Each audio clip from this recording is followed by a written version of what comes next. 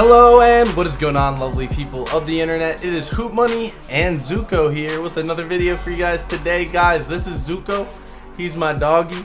He's a Bernedoodle and he's happy to meet you guys. So if you guys want to see Zuko more on this channel, make sure you guys subscribe to the channel. He likes being here. Say hi, Zuko. Hello.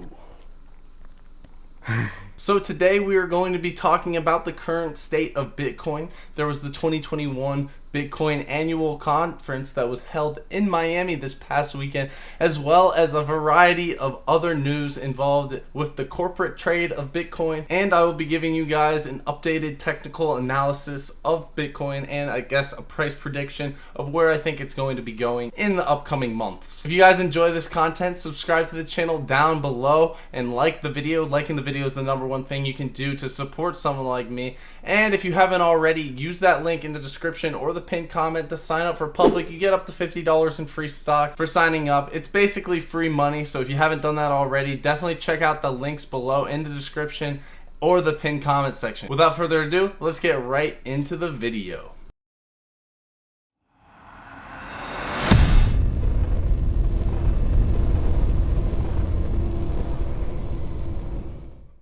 Alright, so this is Bitcoin compared to the US dollar on Coinbase. So this chart right here, as you can see, this is descending. This is the 25 EMA, which is this blue line, and the 200 SMA, which is this red line right here. As you can see, if we zoom in, it pretty much bounced perfectly off this 200 SMA, and it's now consolidating in this channel. So it's basically trading in this channel up and down between 35,000 and $40,000 per Bitcoin. So if you want to be trading it, if you can get it around 35,000, which it's basically hovering around right now, you can definitely make a short-term profit. However, we want to look at this at a bit longer term perspective here. So if these lines converge, this 200 SMA and this 25 EMA, if these two lines cross right about here, if it keeps consolidating and it maybe goes a little bit lower, you can definitely see crypto winter coming, as that is a huge bearish sign for Bitcoin. However, it bounced perfectly off this SMA, so there's no indication of a bear market yet.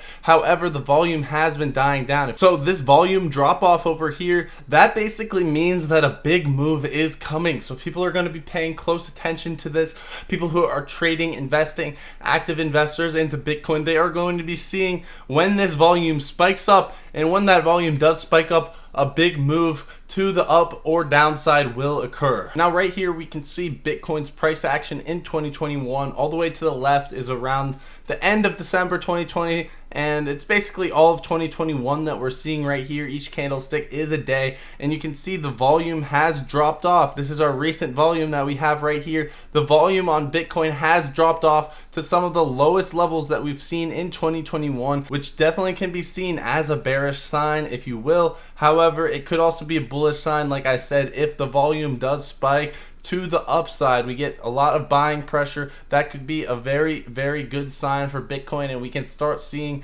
moves back towards $60,000 a Bitcoin. Now, that all being said, most of the big spikes in volume come from selling pressure of Bitcoin. If you look at this candlestick, it is a huge volume of selling. If you look at this one, huge volume of selling. If you look at this one, huge volume of selling, with the only exception being right here after the recovery. You see a huge volume of buying. Now, if Bitcoin does break out to the downside and it does end up closing below this 200 SMA right here, I definitely think Bitcoin will be declining more, because if it closes under that 200 SMA, it is definitely a very, very bearish sign, as technical analysis is basically the only way to go off of something like Bitcoin, which is not backed by any sort of fundamentals. So there's really not a clear picture of whether or not we're going to see bull pressure or bear pressure in the coming days. However, it should be soon, as the volume has declined. So this article right here summarizes the 2021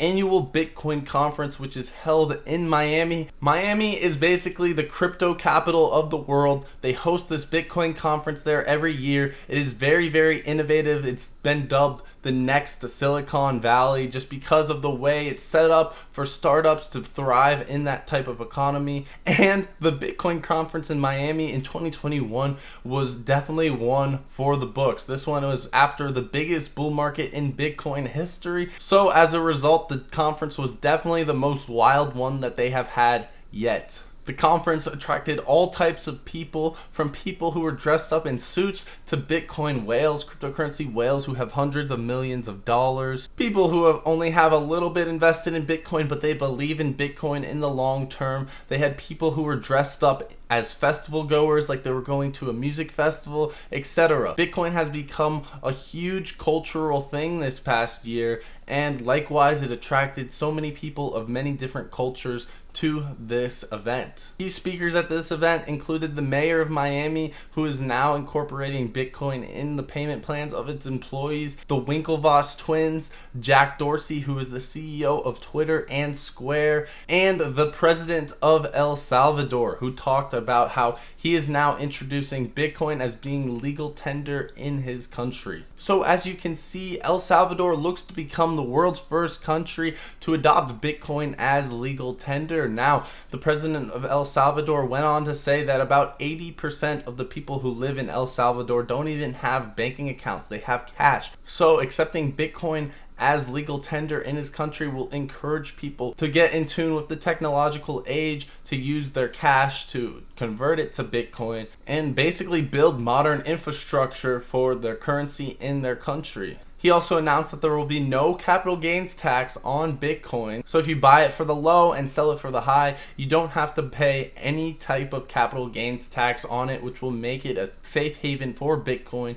You can definitely predict that many different corporate companies will be opening up practices in El Salvador. Maybe Tesla will open a satellite company in El Salvador for their Bitcoin holdings. And I think many other governments are going to follow and start putting Bitcoin in their reserves, as Bitcoin is definitely something that you cannot ignore in this modern age. MicroStrategy just recently announced another $400 million bond issuing that they are using to buy Bitcoin. MicroStrategy and their CEO Michael Saylor are huge bulls on Bitcoin. They are such huge bulls on Bitcoin that they are willing to take out $400 million in debt to buy Bitcoin, which is extreme risk. Guys, I would never encourage any one of you guys to take out debt to buy Bitcoin. However, they are a corporate entity and they can handle their finances. So with that being said, this is a risk that they are willing to take, and if it does pay off, it will pay off huge for MicroStrategy. And with this move, the CEO of MicroStrategy, Michael Saylor, has condemned Elon Musk for his actions of selling Bitcoin to prove its liquidity,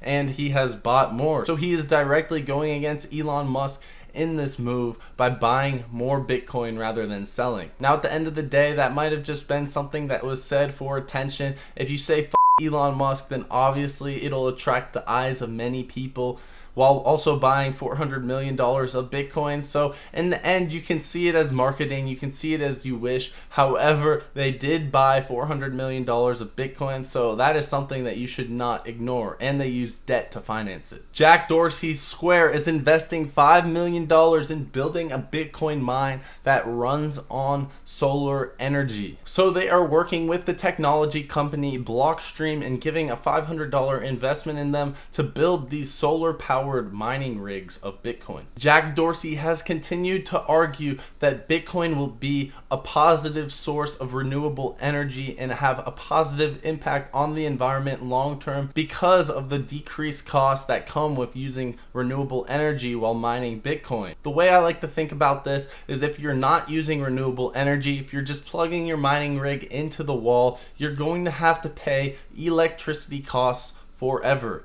If you use something like renewable energy, yes, the upfront costs will be very expensive because buying something like solar panels is not cheap at all. But once you pay that off through the use of mining Bitcoin, then every Bitcoin that you mine from that point on is pure profit, as you have paid off completely the solar panels, the wind turbines, or whatever you are using as renewable energy. Another thing that I want to show you guys is this chart that Goldman Sachs recently released this past week, where they interviewed chief investment officers about what they think of Bitcoin. So as you can see here, they asked which investment style / asset class is your favorite. No one said new IPOs, because these IPOs are going for insane valuations currently. No one said Bitcoin, and the two most popular were growth and value stocks. So make sure you subscribe to the channel, because I'm always talking about growth and value stocks on this channel. So if you want to make investments that chief investment officers are making,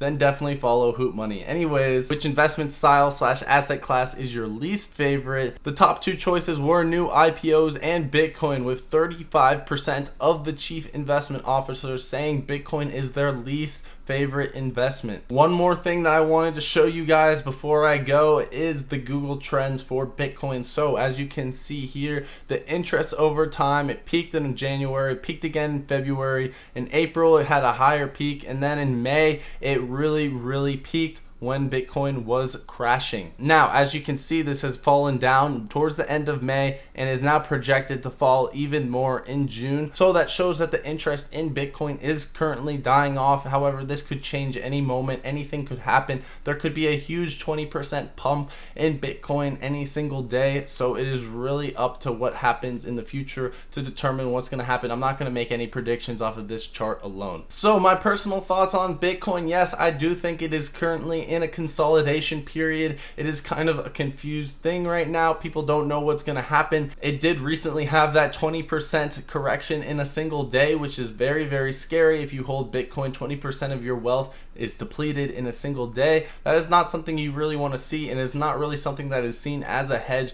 for inflation. So because of that, that has definitely scared off a lot of investors in Bitcoin. It can continue to rally. It is still up huge on the year. And with that being said, Jack Dorsey and Michael Saylor are still huge bulls on Bitcoin. However, some other chief investment officers do not seem to like Bitcoin. I personally am a huge bull on Bitcoin. In the long run, I think it's going to still do well. However, I don't think it's something that you should put more money in than you are willing to lose. It is very risky. Cryptocurrency is much riskier than investing in stocks, investing some of the things I like to invest in on this channel. So you have to keep that in mind. Investing in cryptocurrency, even Bitcoin, is very risky. The Bitcoin Miami conference did look like a lot of fun, and it seemed like the whales were there to have a good time, but it was not enough to save Bitcoin's price, as it traded flat throughout the week. I hope you guys enjoyed the video for you guys today. I enjoyed making it as always. Remember, if you use the link below to sign up for public,